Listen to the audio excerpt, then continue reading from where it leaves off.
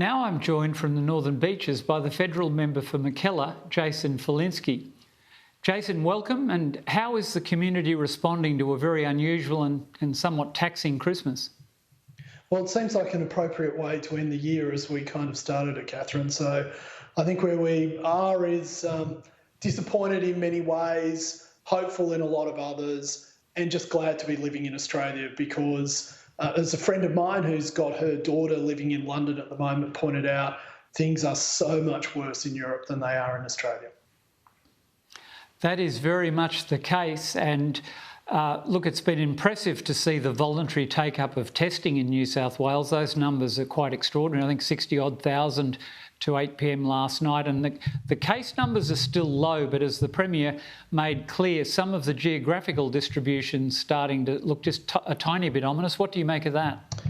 Oh, look, people on the Northern Beaches get around a lot, so it's not surprising to see that there is the level and distribution that you're seeing at the moment, especially in the CBD, where a lot of people travel every day for work. So I think, we've had one of the best track and trace systems in the world in New South Wales. The numbers are high because the New South Wales government treats adults like adults and not like inmates, and people reciprocate that trust by going out and doing their duty in trying to keep this virus, this most virulent of viruses, under control. How's it impacting you directly? Are you exempt in any way? Like, do you have to get out and do constituency work, or have you been in a semi-hard lockdown while this has been occurring?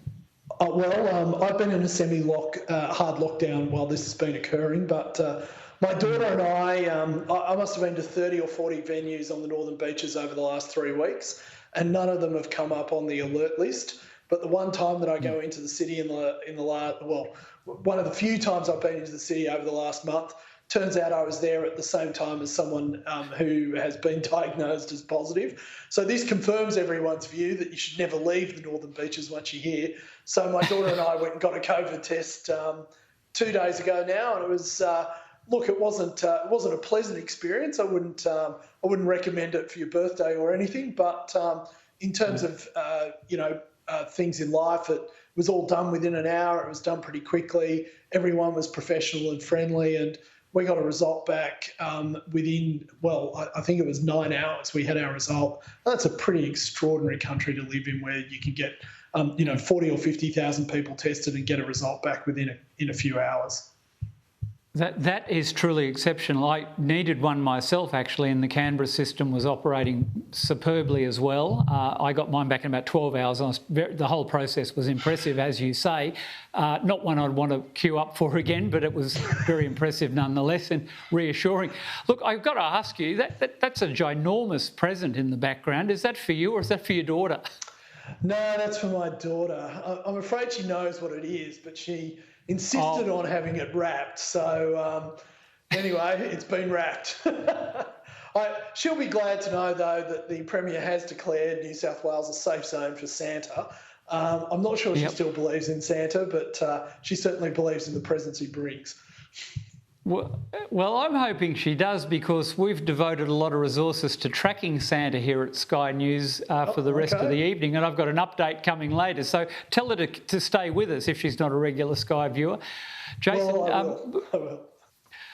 How you're hearing anything at all out of your colleagues about reconvening National Cabinet, or is there anything on a governmental front that might occur between now and New Year? Is the situation of that gravity, or will it be pretty much left to Premier Berejiklian to deal with this, and the federal government will respond as required?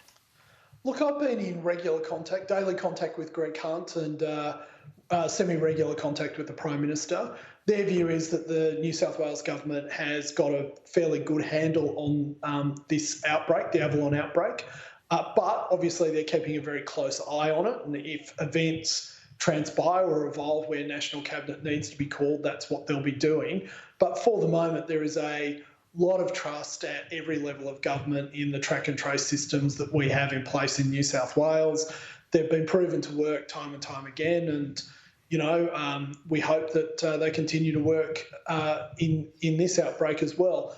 You've got to say, on the numbers and the testing numbers that we've seen so far, Catherine, it's a pretty extraordinary result. So I think everyone is reasonably confident that we'll get this under control, but you can never let your guard down when it comes to COVID.